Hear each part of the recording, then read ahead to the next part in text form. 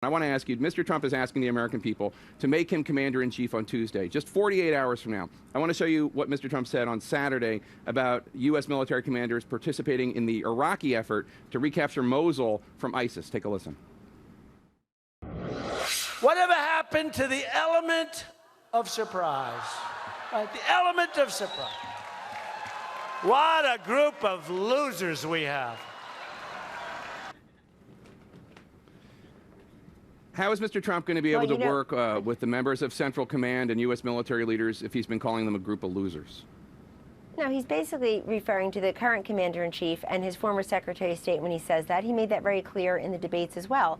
His problem is that you've got a commander-in-chief and you've got his former Secretary of State, who just happens to want to be the next commander-in-chief, having an awful record, according to Mosul, an awful record on the Syrian fake red lines, the Russian reset, the Middle East, Northern Africa several years ago with what was supposed to be a great Arab Spring.